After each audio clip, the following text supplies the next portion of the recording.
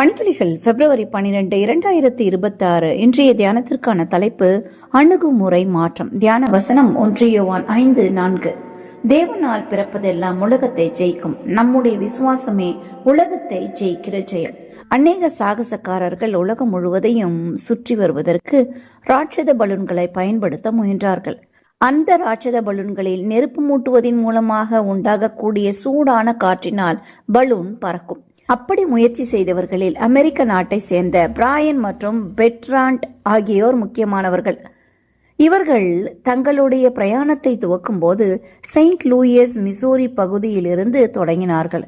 24,000 அடி உயரத்திற்கு பலூன்களை உயர்த்தினார்கள். அவர்கள் அங்கிருந்து தென்கிழக்கு பகுதியை நோக்கி அட்லாண்டிக் பெருங்கடல் வழியாக ஆப்பிரிக்காவிற்கு செல்ல திட்டமிட்டிருந்தனர். இந்த பலூன்களுடைய திசையை நம்மால் கட்டுப்படுத்த முடியாது.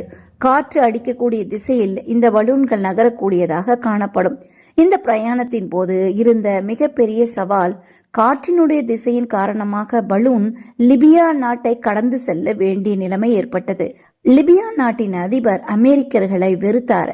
அந்நாட்களிலே லிபியாவிற்கும் அமெரிக்காவிற்குமான உறவு நல்ல விதத்தில் இல்லை.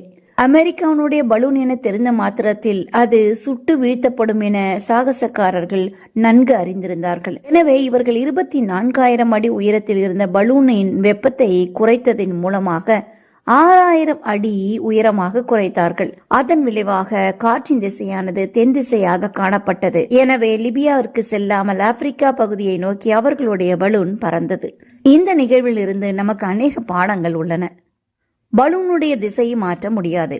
காற்று செல்லக்கூடிய திசையில் தான் பயணிக்க வேண்டும். ஆனாலும் உயரத்தை குறைக்கும் பொழுது காற்றின் திசை மாறி பலூனுடைய திசையை மாற்ற முடியும் என அவர்கள் உணர்ந்திருந்தார்கள். இன்றும் பெரும்பாலானோர் உலகம் போகிற போக்கில் நாம் செல்ல வேண்டும், உலகத்திற்கு ஏற்றாற்போல் நம்முடைய அணுகுமுறை இருக்க வேண்டும் என சமாதானம் சொல்லக்கூடியவர்களாக, சாக்கு போக்கு கூறியவர்களாக இருக்கிறோம். நம்முடைய ஜென்ம சுபாவத்தை கிறிஸ்துவின் சுபாவத்தினால் மாற்றும் போது கிறிஸ்துவின் சாயலை உடையவர்களாக முடியும் என அவரிடத்தில் ஒப்பு கொடுப்போம். பலூன் 24,000 அடி உயரத்தில் இருந்ததால் அது திசை மாறி போனது. ஆனாலும் அது 6,000 அடி உயரமாக தன்னை தாழ்த்தி கொண்டதனால் அது சேர வேண்டிய இடத்தில் சென்றது. நாமும் கர்த்தருக்கு முன்பாக நம்மை தாழ்த்துவோம். தேவன் நம்மை ஆசீர்வதிப்பார். இந்த நாள் உங்களுக்கு இனிய நாளாய் இருக்கட்டும்.